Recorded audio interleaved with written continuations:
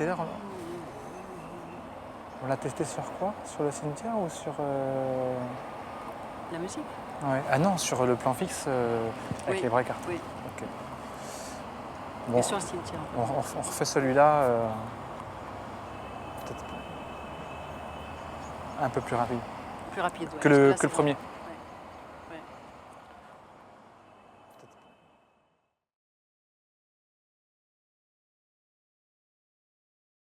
C'est El Maghreb.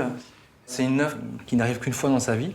On peut la faire en fin de carrière, entre guillemets, où moi, elle est vraiment arrivée au début. Et c'est vraiment ce qui a enclenché après tout ce qu'il peut y avoir derrière, en fait. Il y a le rapport au père, qui est très complexe. Et puis il y a le rapport à l'art autour de cette relation. Comment on hérite de l'histoire d'un homme qui refuse de parler de lui. Voilà. Et donc du coup, j'ai hérité de ce silence, et donc du coup, je vais chercher dans ce qu'il a choisi d'oublier. Je fais partie de cette génération d'artistes qui ont été prendre chez le père pour pouvoir se raconter. Voilà. Et c'est presque une forme d'héritage, d'une double généalogie. Le père, le fils, et c'est presque des fois deux esprits ou deux corps qui s'entremêlent pour sortir. Ce que j'appelle le grand champ migratoire dans lequel moi je me retrouve. Je voulais ramener mon père vraiment dans ses propres sources, dans ses propres questionnements, dans le village où serait né son grand-père, quoi. Et c'est peut-être à partir de là que du coup, tout ce qui était la démarche anthropologique ou journalistique, ou du contrepoint en tout cas, va glisser un peu dans la fiction ou l'autofiction. Je cherche toujours. Voilà, je cherche toujours cet endroit qui serait là d'où on vient, quoi, voilà. Moi, j'étais vraiment un enfant qui était adoré par cette famille et qui à la publication après de ces images-là, a complètement été rejeté par cette même famille, quoi. Mon père n'a pas compris en fait cette déclaration d'amour.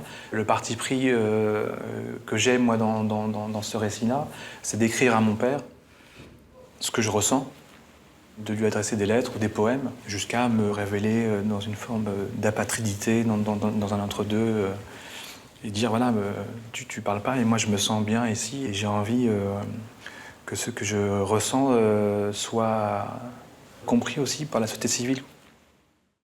C'est vrai qu'une des conséquences de cette famille qui me met à distance et du père qui veut plus que je revienne au pays, ça a été très compliqué d'arriver à travailler. C'est-à-dire que comment un artiste, comment on arrive, en tant qu'artiste en tout cas, à pouvoir créer des images dans cette même distance, comment on peut se réinventer.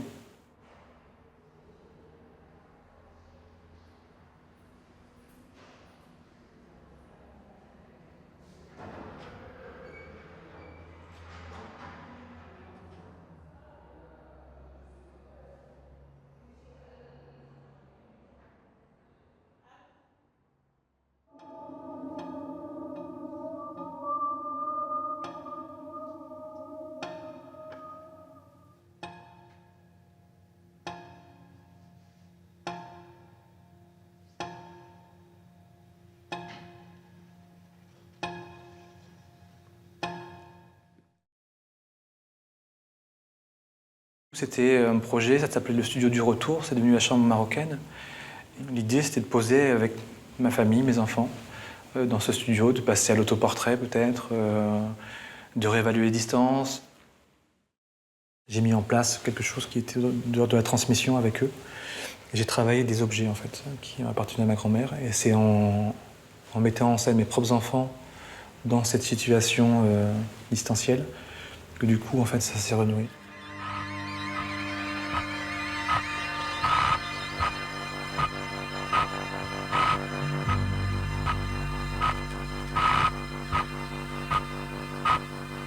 Et ce qui était très fort, c'est que les enfants ont posé. Ils ont aussi posé beaucoup de questions sur Aïcha, et c'est par le prisme d'Aïcha que j'ai commencé justement à lâcher le père. Je voulais que ce soit très lié à ce qu'est la nature d'une image, quoi. Donc aussi il y a de la pellicule, à retrouver du grain, à trouver du laboratoire, du temps en fait, du temps de révélation. j'étais sûr d'être attaché quoi, à ce lieu, quoi. Vraiment de presque enchaîner à un travail qui était de l'ordre du rituel. On arrive, il y a un grand mur blanc, et il faut occuper l'espace, quoi. Et cet espace, je l'ai vraiment cherché, voilà. C'est en me disant, de manière très métaphorique, mais que dans la migration, pour moi, tout homme qui se déplace laisse une trace quelque part, quoi.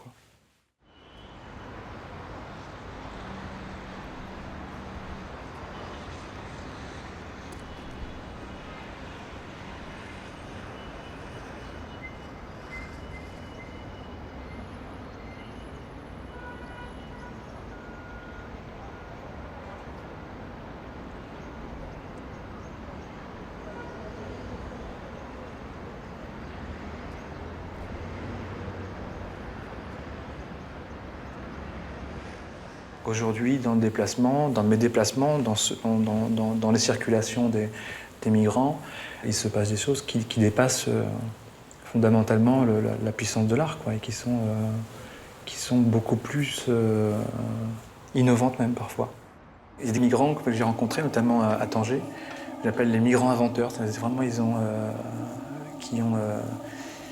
entre le poète, l'inventeur, l'artiste, des gens qui remontent comme ça, voilà, de ces territoires et qui viennent jusqu'à la frontière et qui demandent qu'une chose, c'est pouvoir circuler et en fait, ça dépasse la simple création et ça dépasse surtout le discours de l'art sur le monde. L'idée, c'est d'inverser les rôles et de proposer en fait aux migrants d'être l'artiste et d'être en tout cas le réalisateur de films.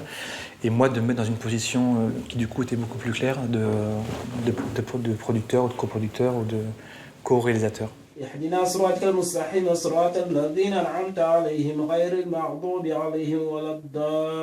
C'est un projet qui s'est mis en place suite à une rencontre avec un migrant subsaharien qui s'appelle Omar et qui vit à Tanger. Ce qui m'intéressait, c'est de développer son imaginaire, en fait, de voir quel était justement, voilà, ce que je recherche, cet imaginaire migratoire, quoi, et comment il s'est mis en place, et il l'a mis en place dans sa stratégie de récit.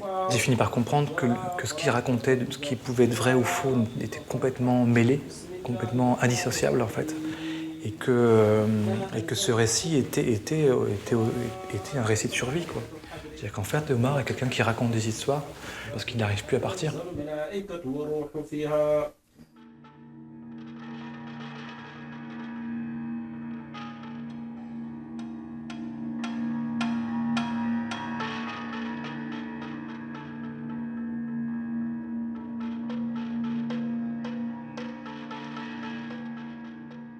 Aujourd'hui, dans la circulation, dans la migration, le mythe est extrêmement présent. En tout cas, le récit. Le récit le récit mythologique. Il est extrêmement présent et il est extrêmement important pour ceux qui se déplacent. Comment je peux arriver à exister par mon propre récit migratoire. Je cherche à raconter cette grande histoire de l'immigration, de penser ça comme une séquence dans l'histoire de l'art. J'estime qu'il y a dans la migration un lien entre je sais pas comment dire ça, comme si l'art était la maison. Le lieu que j'évoquais et que je cherche, qui est celui où je me sens bien, c'est pas forcément ici, c'est pas forcément là-bas. Mais peut-être que cet entre-deux, c'est le musée, c'est quelque chose qui est l'espace, c'est l'espace du récit, voilà.